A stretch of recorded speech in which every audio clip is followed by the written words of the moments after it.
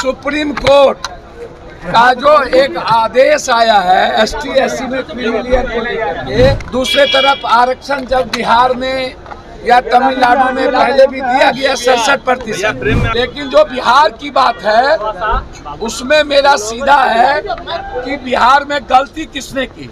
सरकार तो दोनों आदमी की थी ना।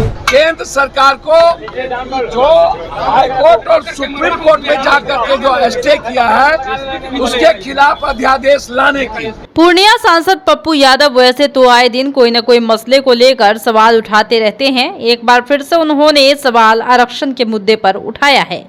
साथ ही आरक्षण तो छोड़िए, कई मुद्दों पर वो गंभीरता से बोलते हुए दिखाई दिए हैं और कहा है कि उन्होंने ये तमाम बातें जब मीडिया के सामने कह दी है तो अब सदन में भी इस मुद्दे को उठाने वाले हैं। और उन्होंने क्या कहा है वो भी सुनिए। कोई गाइडलाइन बनाया है, ये आप इसको देखिए। दूसरा चीज, आरक्षण के सवाल पर बिल्कुल एक बात समझिए, सही कह रहा, नीचे रखो नहीं तो नहीं करने देंगे, किसी को नहीं करने देंगे।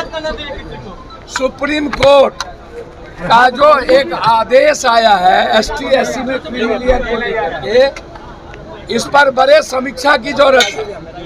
एक तरफ आरक्षण को लगातार कतल करने की, दूसरे तरफ आरक्षण जब बिहार में या तमिलनाडु में पहले भी दिया गया 67%, उसके बाद मेरा एक आग्रह है, सिर्फ यह कहना कि नीतीश कुमार जी यदि डबल इंजन इसको अध्यादेश नहीं ला पाते हैं या तो क्या बोलेंगे आप लोग, ऐसे करिएगा तो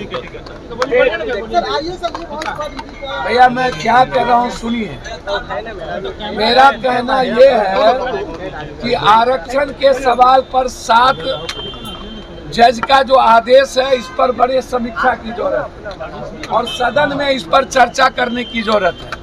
सर्वदलीय बैठक की आवश्यकता है। अब ST SC में जिसकी आर्थिक, सामाजिक, शैक्षणिक आज भी 1.7 से ऊपर नहीं है और वहाँ भी क्रिमिलियर की बात होगी तो निश्चित रूप से एक समीक्षा की जरूरत है और उस पर अध्यादेश लाने की जरूरत है।